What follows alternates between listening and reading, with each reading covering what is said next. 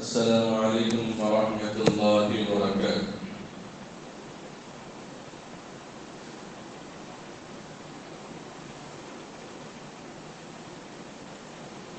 الحمد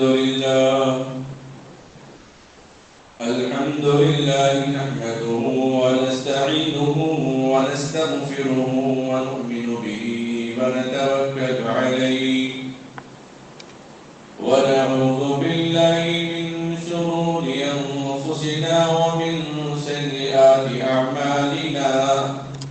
من يهده الله فلا مضل له ومن يضلله فلا هادي له. ونشهد أن لا إله إلا الله وحده لا شريك له.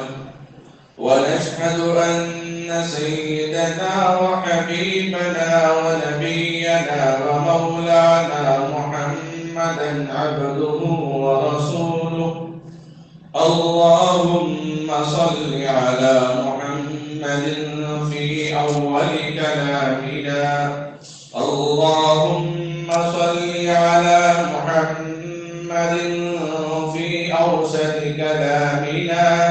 اللهم صل على محمد في آخر كلامنا. اللهم صل على محمد وعلى آله وأصحابه وأزواجه وأهل بيته أجمعين. أما بعد فأعوذ بالله من الشيطان الرجيم. بسم الله الرحمن الرحيم. لقد من الله على الرسول في المؤمنين. لقد من الله وقال الله تبارك وتعالى في القرآن المجيد. لقد رضي الله عنهم ورضوا عنه. وقال الله تبارك وتعالى في القرآن الكريم.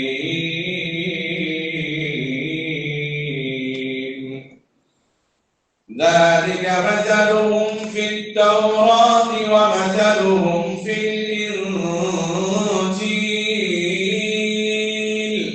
وقال الله تبارك وتعالى في القرآن الكريم.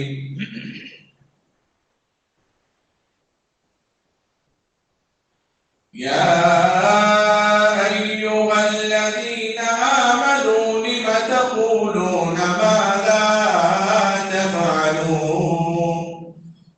أما بعد فقد قال النبي صلى الله عليه وسلم: خير القرون قرني ثم الذين يلونهم ثم الذين يلونهم. وقال النبي صلى الله عليه وسلم: أصحابي كالنجوم فبأيهم اقتديتم اهتديتم. وقال النبي صلى الله عليه وسلم: أنا خاتم النبي لا نبي بعدي. لو كان بعدي نبي لكان عمر. صدق الله مولانا العظيم وصدق رسوله النبي الكريم. نحن على ذلك من الشاهدين لمن الشاكرين. والحمد لله رب العالمين.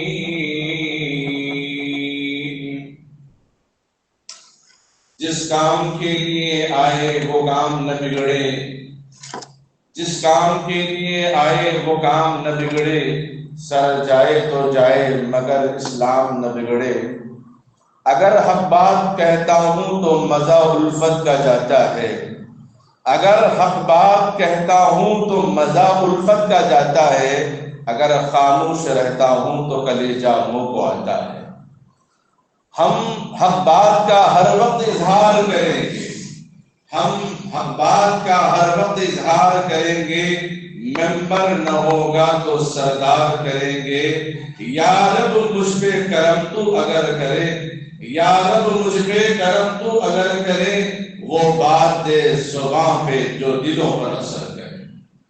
قابل قدر بزرگوں، عزیز نوجوان ساتھیوں، اللہ رب العزت کا بے انتہا فضل اور کرم احسان کہ اللہ رب العزت نے مجھے اور آپ کو بن مانگے بہت ساری نعمتوں سے نوازا ہے۔ اگر آج کل میں دعوت ہو گئی ہے تو ہم اپنے اسی دعوت کا ذکر کرتے ہیں۔ کوئی دوست، کوئی یار، کوئی محترم کا اگر نکاح ہو تو اسی کے چرچے، کوئی حج سے آیا ہو تو اسی کے چرچے، کوئی نیا مکان بنایا تو اسی کے چرچے، کوئی کسی کے یہاں لڑکا لڑکی پیدا ہو تو اسی کے چرچے، کسی کے یہاں عقد طے ہو رہا ہو تو اسی کے چرچے، کسی کے یہاں لین دین کا معاملہ ہو تو اسی کے چرچے ہوتے ہیں، کسی کے یہاں نیا ایڈمیشن، نیا داخلہ ہو تو اسی کے چرچے ہوتے ہیں۔ قربان جاؤں، اللہ رب العزت کے بھی ہمیشہ چرچے ہونا ہے کہ اللہ نے مجھے اور آپ کو ہر وقت ان نعمتوں سے نوازا، تو ہماری زبان پہ بھی اللہ اور اس کے رسول صحابہ کے چرچے ہونا چاہیے۔ اللہ اور اس کے رسول صحابہ کے چرچے ہونا چاہیے۔ اللہ رب العزت نے مجھے اور آپ کو ایسی نعمتوں سے نوازا، ایسی نعمتوں سے نوازا جس کا نہ ہم تصور کر سکتے ہیں، جس کا نہ ہم گمان کر سکتے ہیں، جس کا نہ ہم خیال کر سکتے ہیں، جس کا نہ ہم اندازہ لگا سکتے ہیں۔ نہ ہماری سوچ، نہ ہماری فہم، نہ ہماری فراست، نہ ہمارا خیال، نہ تدبر، نہ دور اندیشی ہماری وہاں تک پہنچ سکتی ہیں۔ اللہ رب العزت نے یہ حسین موقع مجھے اور آپ کو عطا فرمائے۔ لقد من اللہ علی المؤمنین، مومنین کو اللہ تبارک و تعالیٰ نے بتا دیا کہ تحقیق ہم آپ مومنین کے لیے اذ بعث فیہم رسولا، ایک احسان اللہ رب العزت نے بندوں پر کیا، ایک احسان اللہ نے بندوں پر کیا کیا کہ میں تمہارے درمیان رسول کو مبعوث کر کے، مومنین کے درمیان رسول کو مبعوث کر کے میں نے تم پر احسان کیا۔ یہ اللہ رب العزت نے بیان فرمایا، میرے اور آپ کا قول نہیں، میرے اور آپ کا خیال نہیں، اللہ رب العزت نے بیان فرمایا۔ اللہ رب العزت کا یہ فرمان ہے کہ اے میرے بندو، میں نے تم پر احسان کیا ہے، اے میرے بندو میں نے تم پر احسانات عطا کیے، اے میرے بندو میں نے تم پر انگنت نعمتیں عطا کی ہے۔ اللہ نے انسان کو دنیا میں پیدا کر کے یہ بات دیگر انبیاء علیہ السلام کو دنیا کے اندر مبعوث فرمایا۔ آخر میں میرے اور آپ کے آقا حبیب کبریا تاجدار مدینہ، امام الانبیاء، محمد مجتبی، عربی مصطفیٰ، سرور کونین، تاجدار بطحہ، تاجدار مدینہ، محمد رسول اللہ صلی اللہ علیہ وسلم کو دنیا میں مبعوث کر کے اللہ رب العزت نے قرآن مجید کو نازل کیا۔ قرآن مجید کو ایک جا نازل نہیں کیا، الگ الگ مقام پر نازل کیا، الگ الگ جگہوں پر نازل کیا، الگ الگ مسجدوں میں نازل کیا۔ کچھ آیتیں مکے میں نازل ہوئی، کچھ آیتیں مدینے میں نازل ہوئی، کچھ آیتیں حجرے عائشہ میں نازل ہوئی، کچھ آیتیں غار حرا میں نازل ہوئی، کچھ آیتیں غزوہ بدر میں نازل ہوئی، کچھ آیتیں غزوہ احد میں نازل ہوئی، کچھ آیتیں غزوہ حنین میں نازل ہوئی، کچھ آیتیں فلاں مقام پر نازل ہوئی ہیں۔ پورا قرآن تو نازل ہوا، اللہ نے کہہ دیا یہ قرآن اب مکمل ہو چکا ہے۔ اليوم اکملت لکم دینکم واتممت علیکم نعمتی ورضیت لکم الاسلام دینا۔ دین اسلام کو اللہ نے مکمل کر دیا، شریعت کو مکمل کر دیا، قرآن کو مکمل کر دیا۔ قربان جاؤ خدا کے بنانے پر، خدا کی تخلیق پر، خدا کے خدا کے فہم اور ہمیں سمجھانے کی فراست پر اللہ نے قرآن کو مکمل کر دیا، لیکن قرآن کو ایک جگہ ابھی مکمل نہیں کیا۔ قرآن میں نہ کوئی نقطہ ہے، قرآن میں نہ کوئی زیر و زبر ہے، قرآن میں نہ کوئی اعراب ہے، قرآن میں ابھی کوئی وقفہ نازل نہیں ہوا۔ اللہ رب العزت نے قرآن کریم میں نماز پڑھنے کا حکم دیا ہے، لیکن کس طرح نماز پڑھنا؟ قرآن نے کہا اقیم الصلاۃ، نماز پڑھو، وَإِيتَاءَ الزَّکَاۃ، زکات ادا کرو، لیکن کیسے ادا کرو؟ اللہ نے کہا یہ میرے محمد سے پوچھنا، لَقَدْ كَانَ لَكُمْ فِي رَسُولِ اللَّهِ أُسْوَةٌ حَسَنَةٌ، نبی کی زندگی ہمارے لیے ایڈیت بنایا، نبی کی زندگی ہمارے لیے اسوہ بنایا، نبی کی زندگی ہمارے لیے ایک نمونہ بنایا، نبی کی زندگی ہمارے لیے مثال بنا کر اللہ نے کہا میں نے فجر ظہر عصر مغرب عشاء پڑھنے کا حکم دیا، طریقہ مصطفیٰ کا اپنانا۔ اقیم الصلاۃ لطلوع الشمس إلی غسق الليل وقرآن الفجر إن قرآن الفجر كان مشهودا۔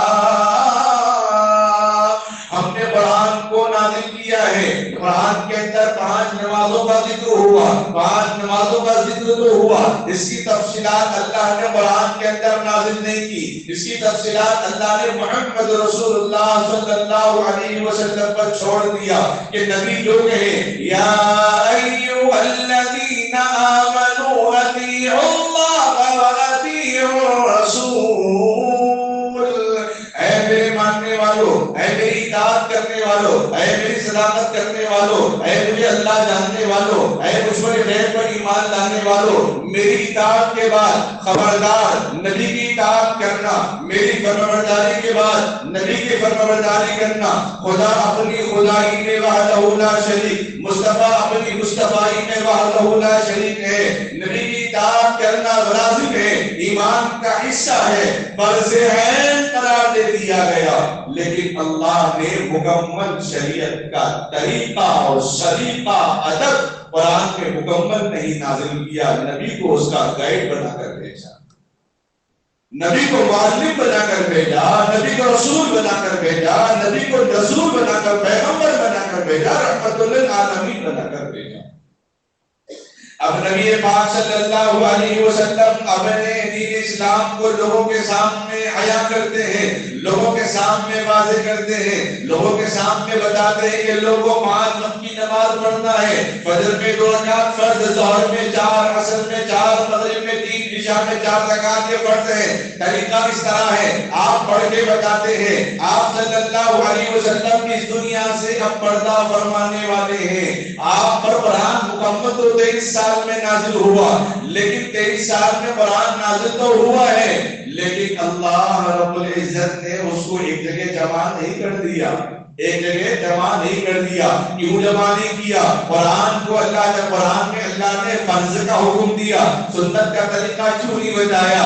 تاکہ کوئی میرے مصطفیٰ کے طریقے کو انکار نہ کر سکے، مصطفیٰ کے عمل کا انکار نہ کر سکے، پیغمبر کے طریقے کا انکار نہ کر سکے۔ اشارہ عنوان ٹاپک دے دیا اور طریقہ رسول اللہ صلی اللہ علیہ وسلم سے لینے کا حکم دے دیا۔ قیامت تک کوئی انکار نہیں کر سکتا حدیث کا، کوئی انکار نہیں کر سکتا نبی کا۔ اگر کوئی انکار کرتا ہے ہم ڈنڈے کی چوٹ پہ کہتے ہیں ٹھیک ہے، اگر تم حدیث کا انکار کرتے ہو، فرمان رسول کا انکار کرتے ہو تو ہمیں قرآن میں نماز کا طریقہ بتا دو، ہمیں قرآن میں زکات نکالنے کا مکمل طریقہ بتا دو، جس کسی کے پاس اتنا مال ہو تو اتنی زکات نکالنا ہے، جس کسی کے پاس اتنے اونٹ ہو تو اتنی زکات نکالنا ہے، جس کسی کے پاس اتنا مال ہو تو اتنی زکات نکالنا ہے، اتنے بھینس بکریاں ہو تو اتنی زکات نکالنا ہے۔ کوئی نہیں بتائے گا، کوئی بتا نہیں سکتا، آج نہیں کل نہیں قیامت تک نہیں بتا سکتا۔ کیوں؟ وہ طریقہ مصطفیٰ سے لینا ہے۔ اسی طریقے سے آقا سرکار دو عالم صلی اللہ علیہ وسلم دنیا سے پردہ فرما رہے ہیں۔ اس دنیا سے پردہ فرما گئے. ابو بکر صدیق رضی اللہ تعالیٰ 4 خلفاء گزرے. اب صحابہ کو ماننے کے سلسلے میں بات آتی ہے کہ صحابہ کو ماننا ایمان کا حصہ ہے. من النبیین والصدیقین. ایک صحابی کہتے ہیں یا رسول اللہ میں آپ سے بے انتہا محبت کرتا ہوں، جب تک میں اپنی آنکھوں سے آپ کو دیکھ نہیں لیتا قرار نہیں آتا، آپ کو دیکھ نہیں لیتا سکون نہیں آتا، آپ کو دیکھ نہیں لیتا جی نہیں بھرتا، آپ کو دیکھ نہیں لیتا اطمینان نہیں ہوتا، نیند نہیں لگتی. یا رسول اللہ جب میں آپ کا دیدار کرتا ہوں، آپ کو دیکھتا ہوں تو سکون ملتا ہے، اطمینان ملتا ہے، عافیت جلال بچ جاتی ہے. آقا سرکار دو عالم صلی اللہ علیہ وسلم مسکرا رہے ہیں، کہنے لگے یا رسول اللہ جب آپ کی دنیا سے پردہ فرمائیں گے آپ تو جنت میں ہوں گے، لیکن وہاں تو میں نہیں دیکھ پاؤں گا. آقا علیہ السلام نے کہا المرء مع من احب. جو آدمی جس چیز سے محبت کرتا ہے کل قیامت کے دن اللہ اس کو اسی کے ساتھ اٹھائیں گے. اسی لیے کیا کہا جس نگاہ میں شوہر کا انتقال ہوتا ہو، جس نگاہ میں بیوی کا انتقال ہوتا ہو، اس کے رشتے کو اللہ رب العزت قیامت کے دن بھی اٹھائے. قیامت کے دن بھی اللہ رب العزت اسی دلی کو اس کے ساتھ جنت کے اندر برقرار رکھیں گے. آقا علیہ السلام نے فرمایا المرء مع من احب. جو آدمی جس چیز سے محبت کرتا ہے کل قیامت کے دن وہ اسی کے ساتھ ہوگا. تم مجھ سے محبت کرتے ہو یقیناً تم میرے پاس ہی ہوں گے. وہ صحابی ٹھنڈی سانس اطمینان لیتے ہیں. نبی اکرم صلی اللہ علیہ وسلم اب پردہ فرما گئے، قرآن مکمل نہیں ہوا. اب دنیا میں کوئی صحابی کا انکار کرتا ہو، میں نے بتایا کہ خدا اپنی خدائی میں وحدہ لا شریک ہے، مصطفیٰ اپنی مصطفیٰ میں وحدہ لا شریک ہے. اگر کوئی حدیث کا انکار کرتا ہے تو پھر مجھے نماز کا طریقہ چاہیے قرآن سے، زکات نکالنے کا طریقہ قرآن سے چاہیے، حج کرنے کا طریقہ قرآن سے چاہیے، روزے کے مسئلے مسائل مجھے قرآن سے چاہیے.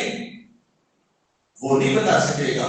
اگر کوئی صحابہ کا انکار کرتا ہو تو مجھے ایسی قرآن چاہیے جو نبی کے دور میں مکمل جمع کر دی گئی ہو.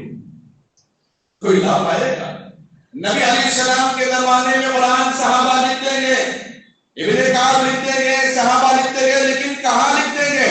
آپ صلی اللہ علیہ وسلم تو امی ہے، آپ لکھنا نہیں جانتے، آپ پڑھنا نہیں جانتے. کیوں اللہ نے آپ کو لکھنے اور پڑھنے سے دور رکھا ہے؟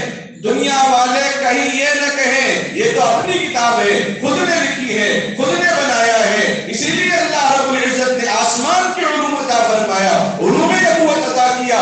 دنیا کے علم سے ہٹ کے آسمانی علم اللہ نے آپ کو عطا فرمایا، جنتی علم اللہ تبارک و تعالیٰ نے آپ کو عطا فرمایا. کوئی استاد دنیا میں آپ کا نہیں، کوئی معلم آپ کا نہیں، کوئی رہبر آپ کا نہیں، کوئی استاد کوئی ٹیچر آپ کا نہیں ہے. کل کے دن کوئی یہ نہ کہے ارے بنا سے پڑھ کے آگے ہمیں سمجھا رہا ہے. اللہ نے قرآن کریم میں ڈائریکٹ نازل کیا ہے بسم ربک الذی خلق خلق الانسان من علق اقرأ وربک الاکرم الذی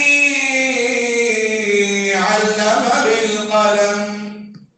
ہم نے علم کو قلم سے بنایا، قلم سے تعبیر دی، لیکن اللہ رب العزت نے فرشتے کو بھی ذریعہ بنایا، معلم نہیں بنایا، ٹیچر نہیں بنایا.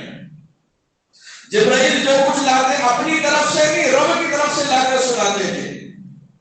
اب نبی صلی اللہ علیہ وسلم جب بھی قرآن پاک کی آیت نازل ہوتی صحابہ اس کو تخت پر نوٹ کر لیتے، تختیوں پر نوٹ کر لیتے، لکڑیوں پہ نوٹ کر لیتے، اور درخت کے کھال چھلکے پہ نوٹ کر لیتے، پتوں پہ نوٹ کر لیتے، ہڈیوں پر، اونٹ کی بڑی بڑی ہڈیوں پر نوٹ کر لیتے، پتھروں پر اس کو لکھ لیتے. اس طرح قرآن کو لکھا اور قرآن کو صحابہ کے ذریعے سے اللہ نے مکمل کروا دیا. اگر کوئی صحابہ کا انکار کرتا ہے تو پھر وہ قرآن کا انکار کرتا ہے. اگر کوئی صحابہ کا کوئی انکار کرتا ہے تو یقیناً قرآن کا انکار کرتا ہے. اگر کوئی صحابہ کو نہیں مانتا، اگر کوئی صحابہ کی اتباع نہیں کرتا، اگر کوئی صحابہ کو نہیں ماننے والا ہے، اس کی آپ کی شریعت کو نہیں ماننے والا، آپ کے طریقے کو نہیں مانتا ہے، ہم اس سے آسان سوال ہی کہتے ہیں. یہ عنوان اٹھا دیں آج کل کے ماحول میں، آج کل کے حالات میں ہمیں تو اسلام امن کا پیغام، اسلام انسانیت کا نام، اسلام امن و امان کا پیغام دیتا ہے، یہ عنوانات پر بیان ہونا چاہیے۔ اسلام تورات کے بارے میں کیا کہتا ہے، عیسائیوں کے بارے میں کیا کہتا ہے، غیر مسلموں کے بارے میں کیا کہتا ہے، دنیا کے بارے میں کیا کہتا ہے، ہندوؤں کے بارے میں کیا کہتا ہے، دہشت اور فساد مچانے والوں کے بارے میں کیا کہتا ہے، دشمن کے بارے میں کیا کہتا ہے، منافقوں کے بارے میں کیا کہتا ہے، یہ ہمارا عنوان ہونا چاہیے۔ لیکن کیا کریں، ڈاکہ ڈالنے والوں نے مذہب اسلام پر حتیٰ کہ خدا پر بھی ڈاکہ ڈال دیا ہے، نبی پر بھی ڈاکہ ڈال دیا، اور صحابہ کا بھی انکار کر رہے ہیں۔ بعض لوگ حضرت ابوبکر عمر رضی اللہ تعالیٰ عنہ کو نہیں مانتے، اس کو ذہن میں رکھیے۔ حضرت ابوبکر عمر رضی اللہ تعالیٰ عنہ کو نہیں مانتے۔ قرآن کا عنوان ذہن میں رکھنا، اگر میں اس کو چھوڑ دوں تو شاید اس کو یاد دہانی کرا دینا۔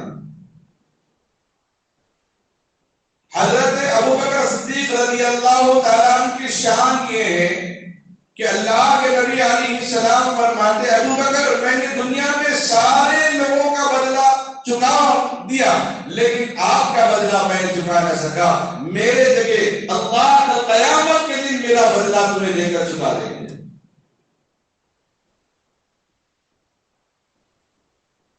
سارے لوگوں نے سب کچھ قربان کیا، لیکن ابوبکر وہ ہیں جنہوں نے اپنے سارے گھرانوں کو قربان کر دیا، اپنے خطے کو قربان کر دیا، اپنی جان کو دھوکے میں ڈال دیا، اپنی جان کو خطرے میں ڈال دیا۔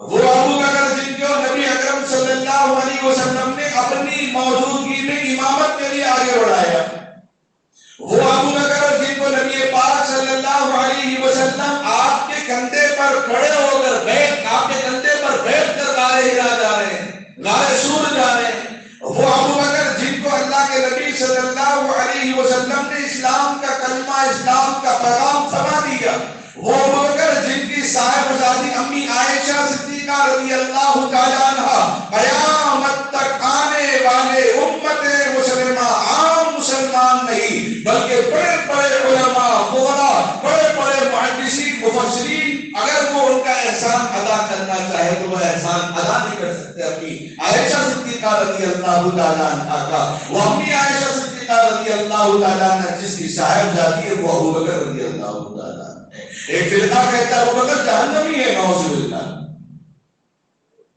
ایک فرقہ کہتا ہے امی عائشہ جہنمی ہے، نعوذ باللہ۔ ایک فرقہ کہتا ہے عمر کافر ہے، نعوذ باللہ۔ ایک فرقہ کہتا ہے عمر بدعت حسنہ قائم کرتے ہیں، نعوذ باللہ۔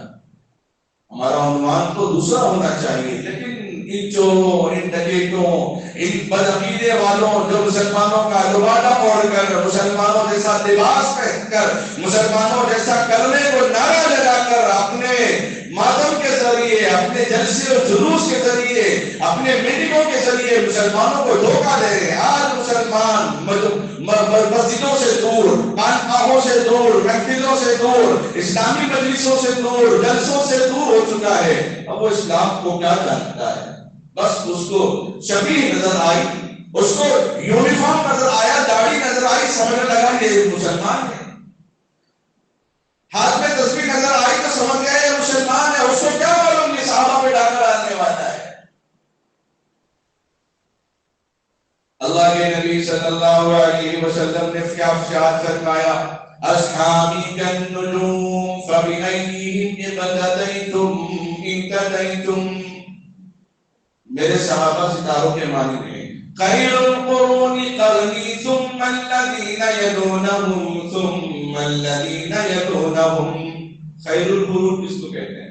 قرنی جو آتا پرانا دور صحابہ کا۔ حدیث میں یہ عبارت اللہ کے نبی علیہ السلام نے خیر القرون قرنی، قرنی کو ذہن میں رکھنا۔ یہ قرنی کیا ہے؟ ابوبکر صدیق میں آخری جو لفظ ہے وہ قاف ہے، تو وہ صدیق کی قاف ہے۔ پھر قرنی میں دوسرا جملہ، سیکنڈ جملہ را ہے، وہ کیا ہے؟ وہ عمر کے آخری جملے کا را ہے۔ پھر نی جو نون ہے وہ عثمان غنی رضی اللہ تعالیٰ کے آخری نام کا لفظ عثمان ہے۔ پھر آخر میں یا آ گیا ہے، وہ حضرت علی رضی اللہ تعالیٰ کا آخری جملہ ہے، قرنی، جو دور نبی علیہ السلام کا جو بعد جو دور ہوگا وہ خیر القرون کا دور ہوگا. یہ اللہ کے نبی صلی اللہ علیہ وسلم کے الفاظ ہیں. قرآن نے کیا کہا؟ قرآن نے کیا کہا؟ ذالک مثلہم فی التوراۃ ومثلہم فی الانجیل. آسمانی چار کتابوں کا قرآن نے ذکر کیا. ادھر نبی پاک صلی اللہ علیہ وسلم نے کیا کہا؟ اللہ نے کم و بیش 1,24,000 انبیاء علیہ السلام کو دنیا کے اندر مبعوث فرمایا، اور اس وقت کل صحابہ کی تعداد اتنی ہی تھی، 1,00,000 کم و بیش 24,000 تھے. اور اللہ کے نبی صلی اللہ علیہ وسلم نے ہر صحابی کو ایک شعبہ بتا دیا، ہر صحابی کو ایک نقطہ اسلام کا، دین اسلام کی خدمت کرنے کا طریقہ بتا دیا. اس لیے نبی علیہ السلام نے کہا، اس سے پہلے خدا نے 4 کتابوں کا قرآن میں ذکر کیا، تورات، زبور، انجیل، قرآن. اور ادھر صحابہ بھی بڑے 4 گزرے، ابو بکر، عمر، عثمان و علی، یہ سب ان کے دین مبین کے فقیر. ابو بکر، عثمان و علی، یہ سب ان کے دین مبین کے فقیر. اے فقیروں میں سب سے افضل شہر انبیاء. تو چاروں خلیفہ جس کا ذکر اللہ تبارک و تعالیٰ نے اشارتاً ذکر فرمایا. آسمانی کتابوں کے اندر بھی حضرت عمر رضی اللہ تعالیٰ کا ذکر ہوتا ہے، ابوبکر صدیق رضی اللہ تعالیٰ کا ذکر ہوتا ہے، صحابہ کے مہربان اور محبت صحابہ کا ذکر ہوتا ہے. اللہ نے کتابوں کے اندر ذکر فرمایا. انبیاء اگر 1,24,000 ہے تو اجل صحابہ بھی 1,24,000 ہیں. اگر بدری صحابہ 313 ہیں تو جن پر اللہ نے صحیفے نازل کیے، آسمانی کتابیں نازل کی، خاص پیغام نازل کیا، ایسے انبیاء بھی 313 تھے. اللہ نے جو عدد بھی رکھا، لوگ عقل سے بھی مانے، نقل سے بھی مانے. کہیں اللہ تبارک و تعالیٰ نے انکار کرنے کا موقع نہیں دیا، کہیں بھی اللہ نے موقع نہیں دیا. اور کیا کہا صحابہ کے بارے میں نبی علیہ السلام نے؟ اصحابی کالنجوم فبأیہم اقتدیتم اہتدیتم. میرے صحابہ ستاروں کے مانند ہیں. یہ 1,24,000 جو صحابہ ہے وہ ستاروں کے مانند ہیں. اگر کوئی بھی کسی کی ابتدا کرے گا، کسی کو مان کر چلے گا، ان کے طریقے کو اپنائے گا، تو اللہ کے نبی صلی اللہ علیہ وسلم فرماتے اہتدیتم، تو سیدھا راستہ صحابہ کے طریقے پر چلے گا. اقتدیتم اہتدیتم، تو وہ سیدھے راستے پر چلا جائے گا، اور سیدھا راستہ کہا جاتا ہے جنت کا. اور قرآن کیا کہتا ہے صحابہ کے بارے میں؟ اولئک هم المفلحون. ایسے ایمان لاؤ اے لوگوں جیسے صحابہ ایمان لے آئے. اولئک هم الراشدون. ایسے نیکی کرو، ایسے نیک کام کرو جیسے صحابہ کرے. اولئک هم المهتدون. ایسا اہدنا الصراط المستقیم پہ چلو جیسے صحابہ کرتے تھے. اولئک هم المؤمنون. ایسے ایمان لاؤ جیسے صحابہ ایمان لائے. یا ایھا الذین آمنوا آمنوا. جو صحابہ ایمان لے آئے ایسے ایمان لاؤ. کنتم خیر امۃ اخرجت للناس تأمرون بالمعروف. جو بہترین جماعت کا ذکر ہو وہ کوئی اور جماعت نہیں، وہ صحابہ کی جماعت تھی. اور اللہ نے کیا کہا؟ پروانہ بھی نازل کیا، سرٹیفکیٹ سند بھی دے دیا. رضی اللہ عنہم ورضوا عنہ. اللہ ان سے راضی ہوا تو اللہ سے راضی. کون تھے اس وقت؟ میں تھا نا آپ سے. یہ کوئی اور تنظیم تھی، یہ کوئی اور جماعت تھی، کوئی اور مسلک والے تھے. حضرت ابوبکر صدیق رضی اللہ تعالیٰ عنہ وہ خلیفہ ہیں جن کے بارے میں نبی علیہ السلام نے جنتی کی بشارت دی ہے. ابوبکر وہ ہیں جو نبی پاک صلی اللہ علیہ وسلم جن کو اپنا خسر بنا لیا. ابوبکر صدیق نبی کے خسر ہیں. عمر رضی اللہ تعالیٰ لو کان بعدی نبی لکان عمر. میرے بعد اگر کوئی نبی ہوتا تو وہ عمر ہوتا. عمر کی صداقت، عمر کی شجاعت، عمر کی دلیری، عمر کی بہادری، عمر کی سخاوت، عمر کی خیانت، عمر کی سادگی. عمر رضی اللہ تعالیٰ کے بارے میں نبی نے کہا میرے بعد اگر کسی کو اللہ نبی بناتا تو وہ عمر کو بنا دیتا. من مقام ابراہیم مصلی، جو حج عمرہ کر کے آئے ان کو معلوم ہے مقام ابراہیم پر 2 رکعت نفل نماز پڑھی جاتی ہے. وہ کس کی وجہ سے؟ عمر رضی اللہ تعالیٰ نے دل میں خواہش ظاہر کر دی کاش میں 2 رکعت نفل نماز پڑھ لوں. اللہ نے آپ کے خیال، آپ کی تصور، آپ کی سوچ کو قرآن کی آیت کا حصہ بنا کر بھیج دیا. اب یہ ظالم قوم کہتی ہے کہ عمر کافر ہے، نعوذ باللہ.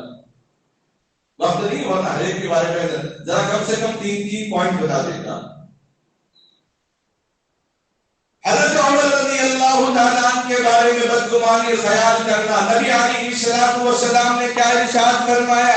نبی پاک صلی اللہ علیہ وسلم نے ارشاد فرمایا فَبِحُبِّي أَحَبَّهُمْ وَبِبُغْضِي أَبْغَضَهُمْ وَخَيْرُ الْقُرُونِ قَرْنِي ثُمَّ الَّذِينَ يَلُونَهُمْ ثُمَّ الَّذِينَ يَلُونَهُمْ. کہ میرے صحابہ کی اقتداء کرنا، میری اتباع کرنا ہے. میرے صحابہ سے بغض و عداوت رکھنا، مجھ سے بغض و عداوت رکھنا ہے. ہر جماعت کے مطلبے کے اندر یہ کیوں پڑھا جاتا ہے؟ ابو بکر صدیق، عمر فاروق، عثمان غنی، حضرت علی رضی اللہ تعالیٰ کے 4 نام لیے جاتے ہیں. پھر حضرت ابن عباس رضی اللہ تعالیٰ نواسین، حضرت حسن حسین شیخ سیدہ شباب اہل الجنہ، اور فاطمہ زہرا کا نام اس لیے لیا جاتا ہے کہ ان صحابہ کو یہ اہل بیت سے الگ نہ کریں. اہل سنت و جماعت کی یہی شعار ہے، یہی پہچان ہے. پھر اللہ رب العزت نے ان صحابہ کے بارے میں قرآن کریم کے اندر پروانہ نازل فرما دیا. اور ان صحابہ کے بارے میں امام اعظم ابو حنیفہ رحمۃ اللہ علیہ پیدا ہوئے. صحابہ کی نہ انکار کیا، نہ اتباع سے انکار کیا، نہ عملی اعتبار سے انکار کیا. امام شافعی پیدا ہوئے، صحابہ کا انکار نہیں کیا. امام مالک پیدا ہوئے، صحابہ کا انکار نہیں کیا. امام احمد بن حنبل پیدا ہوئے، صحابہ کا انکار نہیں کیا. امام غزالی پیدا ہوئے، صحابہ کا انکار نہیں کیا. امام احمد غزالی پیدا ہوئے، صحابہ کا انکار نہیں کیا. امام شبلی پیدا ہوئے، صحابہ کا انکار نہیں کیا. ادھر محدثین پیدا ہوئے، مفسرین پیدا ہوئے، علامہ طبری پیدا ہوئے، ابن کثیر پیدا ہوئے، ابن جوزی پیدا ہوئے. کسی نبی نے، کسی صحابی نے، کسی تابعی نے، کسی تبع تابعی نے، کسی ولی نے، کوئی ولی کامل نے صحابہ کا آج تک انکار نہیں کیا. اب عمر بن عبدالعزیز کا واقعہ بتا کر میں قرآن کی طرف واقعے کو اپنے دہراتا ہوں. عمر بن عبدالعزیز رحمۃ اللہ علیہ، جن کے بارے میں شاید میں نے گزشتہ میں کہا تھا، ان کی سخاوت، ان کی بہادری، ان کی دلیری، جو مکہ المکرمہ کو ڈیولپ کرنا اور لوگوں کا خیال رکھنا. ایک تو مکے میں آنے والے مہمانوں کا بھی خیال کرنا. جس شہر کی وجہ سے آمدنی آ رہی تھی، جس شہر کی وجہ سے شہر کو عروج پہنچ رہا، لوگوں کے اندر شہر کو عروج پہنچا ہے، مکہ مشہور ہو چکا ہے، وہاں کے رہنے والوں کا بھی عمر بن عبدالعزیز ہر ایک کا فردن خیال رکھتے تھے. عمر بن عبدالعزیز رحمۃ اللہ علیہ کی سخاوت کو دیکھ کر امیر معاویہ رضی اللہ تعالیٰ عنہ سے کسی نے تشبیہ دی. امیر معاویہ کون ہے؟ گزشتہ جمعہ میں نے بتایا 4 خلیفہ کے بعد حضرت حسن رضی اللہ تعالیٰ 6 مہینے خلیفہ تھے. اس کے بعد انہوں نے بخوشی یہ خلافت کا عہدہ امیر معاویہ صحابی رسول کو سونپ دیا تھا. امیر معاویہ رضی اللہ تعالیٰ کی سخاوت بھی بہت مشہور تھی. تینوں وقت میں بھی بڑے بڑے اونٹ ذبح کیے جاتے تھے، اور جو آپ کے تابع میں رہتا وہ بھی آپ کے دسترخوان میں بیٹھتا، جو آپ کے تابع نہیں ہوتا وہ بھی آپ کے دسترخوان میں بیٹھتا. صحابہ فرماتے ہیں امیر معاویہ جب دسترخوان پہ بیٹھتے، گوشت جب کھاتے، گوشت اونٹ کی چکنائی جو کوہنیوں سے نیچے اترتے رہتی، اور وہ اکیلے ہی نہیں بلکہ سارا دسترخوان ایسی ہوتا. بڑے سخاوت اور کام بھی بڑا اچھا کیا. تو کسی نے کہا عمر بن عبدالعزیز سے کہ عمر بن عبدالعزیز آپ کا مقام، آپ کا مرتبہ. عمر بن عبدالعزیز تابعی ہیں، صحابہ کو دیکھا لیکن نبی کو نہیں دیکھا. تو عمر بن عبدالعزیز سے کسی نے کہا آپ کا مقام، آپ کا مرتبہ وہ امیر معاویہ جیسا معلوم ہوتا ہے. حضرت عمر بن عبدالعزیز فوراً جلال میں آ گئے، آنکھیں سرخ ہو گئی، جسم کپکپانے لگا. کیا کہتے ہو تم امیر معاویہ سے تشبیہ دیتے ہو؟ یاد رکھنا عمر بن عبد العزیز جیسے 100 بھی آ جائے تو کبھی امیر معاویہ جس گھوڑے پہ بیٹھ جائے اس گھوڑے کے نالین اس کے پیر کے نیچے جو دھول ہے یا ناک کی نتنی میں جو دھول جمع ہوتی ہے کبھی عمر بن عبد العزیز اس مقام تک بھی نہیں پہنچ سکتا. یہ عقیدہ ہے. یہ عقیدہ ہمارا قیامت تک آنے والے اہل سنت والجماعت کا عقیدہ ہے. کوئی خدا نہیں بن سکتا, خدا خدا ہے. کوئی نبی خدا نہیں بن سکتا, کوئی صحابی نبی نہیں بن سکتا, نبی نبی ہے. کوئی صحابی نبی نہیں بن سکتا اور کوئی ولی چاہے 1000 ولی مل جائے صحابی کے مقام مرتبے کو نہیں پہنچ سکتا. یہ ہمارا عقیدہ ہے. ہم کیسے انکار کریں عمر فاروق کا, ہم کیسے انکار کریں ابو بکر صدیق کا, ہم کیسے انکار کریں امی عائشہ صدیقہ رضی اللہ تعالی عنہا کا, جن کے بارے میں نبی پاک صلی اللہ علیہ وسلم نے فرمایا. حضرت فاطمہ الزہرا رضی اللہ تعالی عنہا سے فرمایا, حضرت فاطمہ تو جنت کے 2 نوجوان سردار کی ماں, اے فاطمہ تو جنت کی عورتوں کی سردار ہوگی. امی عائشہ صدیقہ رضی اللہ تعالی عنہا خاموش ہو کہنے لگی, یا رسول اللہ فاطمہ جنت کی سردار تو میں وہ کہاں ہوں گی؟ آقا علیہ السلام نے فرمایا 100 بیویاں اپنے اپنے شوہر کے ساتھ ہوگی اور تم محمد رسول اللہ کی انگلی پکڑ کے بیٹھے. یہ سن کر بہت خوش ہو گئی. وہ امی عائشہ صدیقہ رضی اللہ تعالی عنہا کے بارے میں یہ فقط کہتے ہیں کہ کافر ہے, نعوذ باللہ.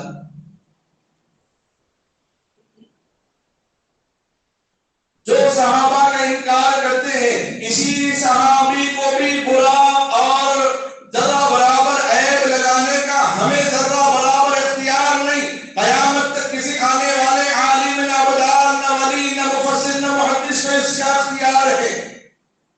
قرآن نے صحابہ کا پروانہ نازل کر دیا. قرآن نے صحابہ کے بارے میں اعلان کر دیا یہ کامیاب لوگ ہیں, اولئک هم المفلحون, یہ کامیاب ہو گئے, یہ جنتی ہے. اللہ نے نبی علیہ السلام نے اپنے درمیان لوگوں کے درمیان بتا دیا کہ فلاں فلاں جنتی ہے, ابو بکر جنتی ہے, عمر جنتی ہے, عثمان والی جنتی ہے, عشرہ مبشرہ جنتی ہے, فلاں جنتی ہے, فلاں جنتی ہے. اور قرآن کہتا ہے وما ينطق عن الهوى, نبی نے اپنے مرضی سے نہیں کہا, رب کے مرضی سے کہا. گویا رب نے کہا یہ جنتی ہے اور کوئی کہتا ہے کہ وہ جنتی نہیں, وہ اسلام کا باغی اور اسلام کا دشمن ہو چکا ہے.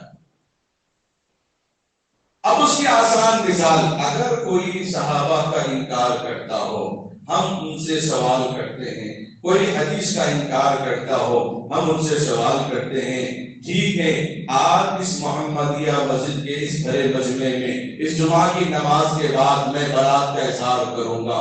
وہ دعویٰ تو پیش کرے کہ نبی پاک صلی اللہ علیہ وسلم کے درمیان اس زمانے میں جو قرآن مجید مکمل نازل ہوا تھا, 23 سال میں مکمل قرآن نازل ہوا تھا, جس شکل اور صورت میں, جس حقیقت میں اور جس طریقے پر جہاں جہاں لکھا ہوا تھا وہ سارا قرآن ایک جگہ جمع کر کے ہمارے سامنے لائیں. اس لیے کہ جو طریقہ نبی نے بتایا وہی صحیح ہے. جو آپ رٹ لگاتے ہیں قرآن حدیث میں جو ہے وہی عمل کرنا, قرآن حدیث میں جو ہے وہی عمل کرنا. قرآن کہتا ہے ہم حکم دیں گے طریقہ مصطفیٰ سے پوچھ لینا. قرآن کہتا ہے ہم حکم دیں گے طریقہ مصطفیٰ سے لے لینا. ہم حکم دیں گے نماز پڑھنا, طریقہ مصطفیٰ کی زندگی سے ملے گا, قرآن میں نہیں ملے گا. 30 پارے تراویح میں پڑھ لے, روزانہ پڑھ لے, ایک بیٹھک میں پڑھ لے, شبیہ پڑھ لے, کہیں بھی نہیں ملے گا کہ 2 رکعت اس طریقے سے آپ کو پڑھنا ہے.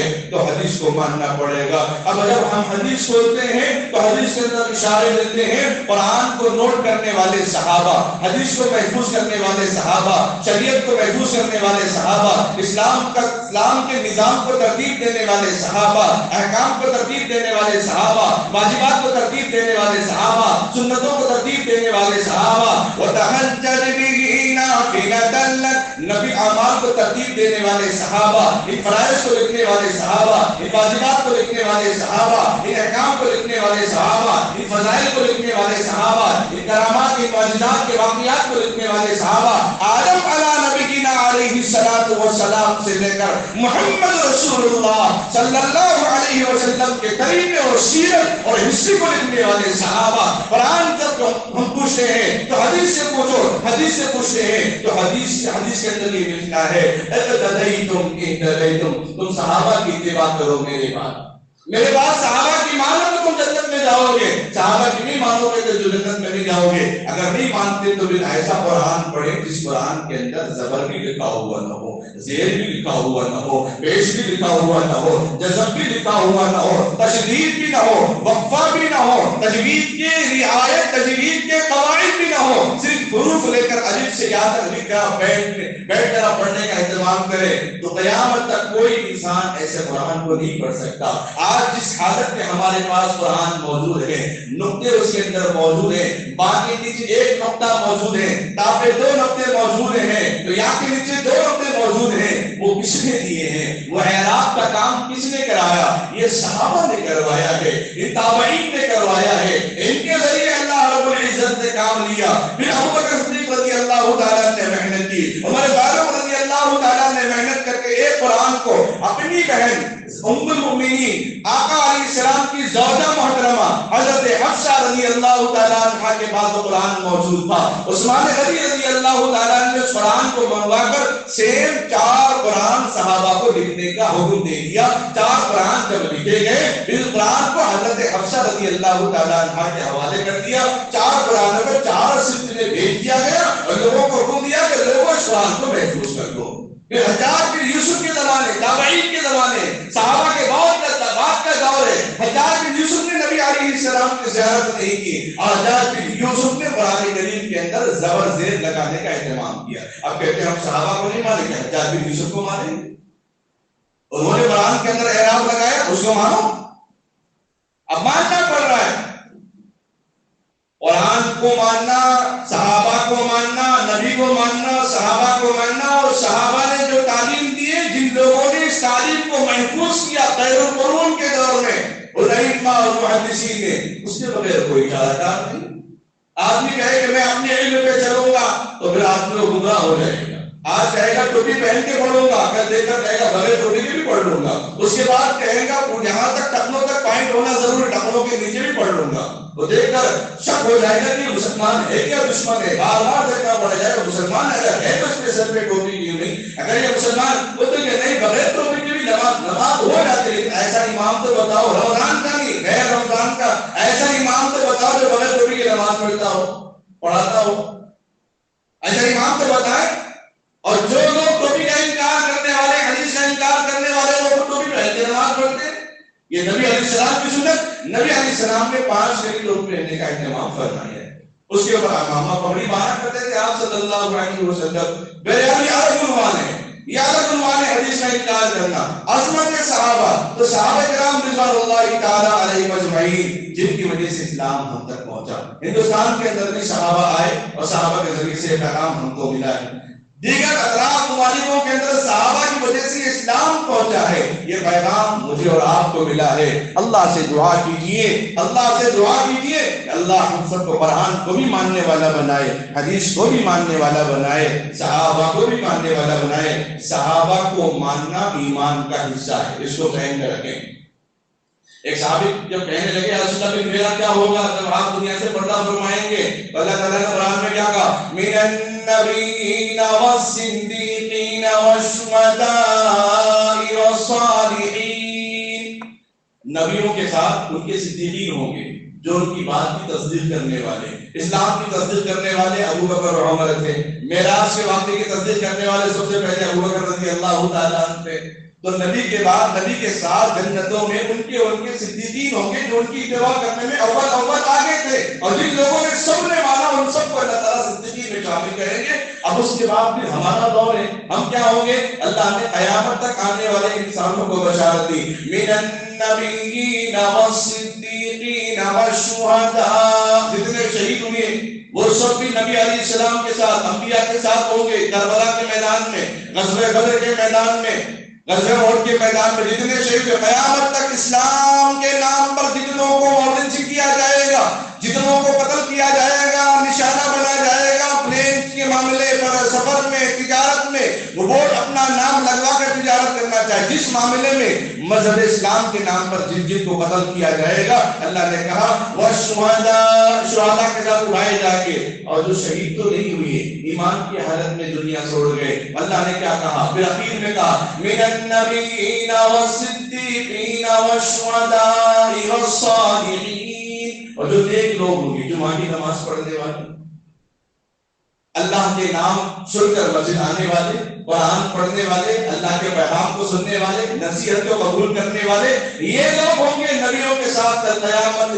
صدیقین ہوں گے, شہداء ہوں گے, نیک صالحاء ہوں گے, نیک لوگ ہوں گے. کل قیامت کے دن نبی انبیاء علیہ السلام کے ساتھ اللہ سے دعا کیجیے, یا الہی آج تو صدیق سا کوئی ماں پیدا کر, یا الہی آج تو کوئی صدیق سا امام پیدا کر, عمر فاروق سا کوئی بہادر انسان پیدا کر, جہاں گم حیا ہو وہاں عثمان پیدا کر, علی مرتضی شیر خدا کی آن پیدا کر.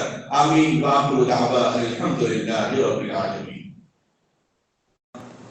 صحابہ پر عقیدہ رکھنا یہ ایمان کا حصہ ہے, اس کو آپ حضرات ذہن میں رکھیں.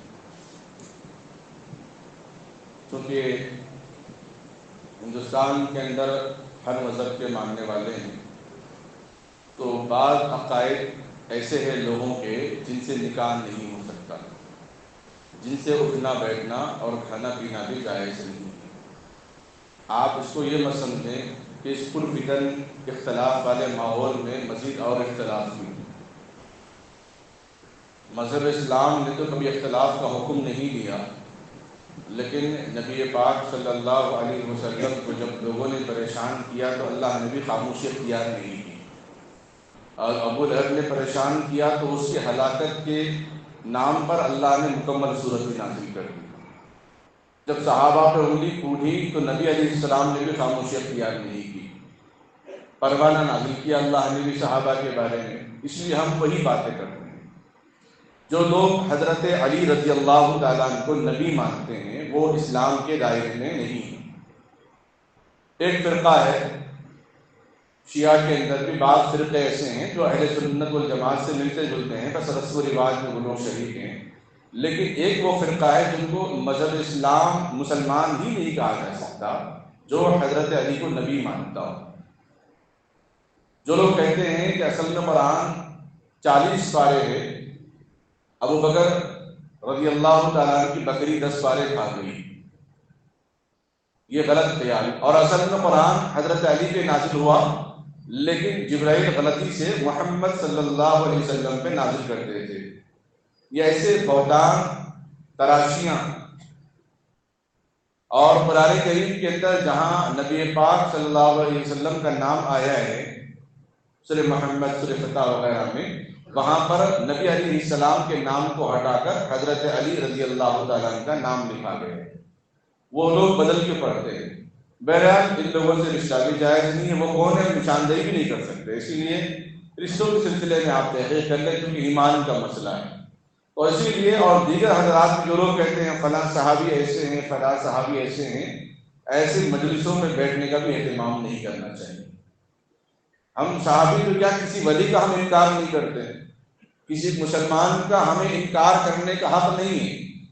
ایک صحابہ کی جماعت جا رہی تھی, اس وقت مکے کے ظالم و جابر لوگ مسلمانوں کو بہت پریشان کر رہے تھے. مدینے میں آ کر کچھ دیر کے لیے قرآن پاک کی آیت نازل ہوئی کہ جہاں بھی ان ظالموں کو دیکھو قتل کر دو, ورنہ یہ بچوں کو نہ چین سے جینے دے رہے ہیں, نہ عورتوں کو سکون سے رہنے دے رہے ہیں, نہ جوانوں کو سکون سے رہنے دے رہے ہیں, نہ شریعت پر عمل کرنا دے رہے ہیں, عمل کرنے کا موقع دے رہے ہیں. تو اس موقع پر صحابہ کی جماعت جا رہی تھی. ایک چرواہے کو دیکھا تو ان کے پاس گئے معلوم کرنے کے مسلمان ہے یا ظالم ہیں, ان کی جماعت سے ہیں. تو صحابہ کو دیکھ کر اس شخص نے کلمہ پڑھا، اشہد ان لا الہ الا اللہ واشہد ان محمد رسول اللہ۔ صحابہ نے سوچا تلوار کے ڈر سے انہوں نے اسلام قبول کیا ہوگا، چلو دشمن کو قتل کرنے کے لیے انہوں نے دشمن سمجھ کر ان کو قتل کر دیا۔ اب واپس آ کر اللہ کے نبی صلی اللہ علیہ وسلم کو کارگزاری سنا رہے ہیں کہ ایسا ایسا واقعہ ہوا، کلمہ تو پڑھا، ہم نے سمجھا کہ وہ ہمارے تلوار سے ڈر کے وہ کلمہ پڑھتا ہے، یقیناً وہ بھیس بدل کے وہ بکریاں چرا رہا تھا، اس لیے ہم نے اس کو قتل کر دیا۔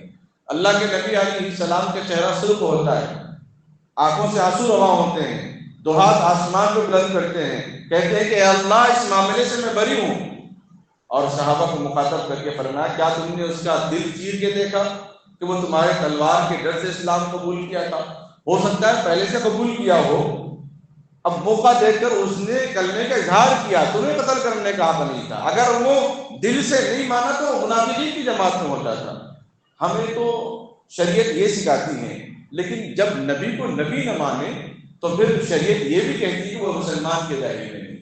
اس لیے اللہ سے خوب دعا کی ہے ایسے عقائد سے بچتے رہیں، دینی ماحول میں جڑتے رہیں، آپ اپنے کام میں لگے رہیں، ماحول کو دینی مزاج بنا کے رکھیں، آپ اپنے میدان میں رہیں، اپنی ملازمت میں اپنی نوکری میں برابر بالکل آپ لگے رہیں، بس حلال و حرام کا خیال رکھیں، رشتے کے پاک و صاف رکھنے کا اہتمام کریں۔ اللہ سے خوب دعا ہے اللہ ہم سب کو عمل کی توفیق عطا فرمائے۔ درود شریف پڑھو۔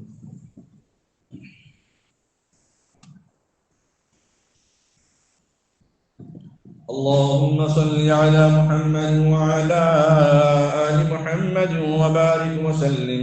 ربنا ظلمنا أنفسنا وإن لم تغفر لنا وترحمنا لنكونن من الخاسرين۔ رب اجعلني مقيم الصلاة ومن ذريتي ربنا وتقبل دعاء۔ ربنا اغفر لنا ذنوبنا يا رب العالمين۔ اللهم اغفر لنا ذنوبنا يا أرحم الراحمين۔ اللهم صل على محمد النبي الأمي وعلى آله وسلم تسليما۔ ربنا ظلمنا أنفسنا وإن لم تغفر لنا وترحمنا لنكونن من الخاسرين۔ ربنا لا تزغ قلوبنا بعد إذ هديتنا وهب لنا من لدنك رحمة إنك أنت الوهاب۔ ربنا إنك جامع الناس ليوم لا ريب فيه۔ هو الله الذي لا إله إلا هو الأول والآخر والظاهر والباطن وهو بكل شيء عليم۔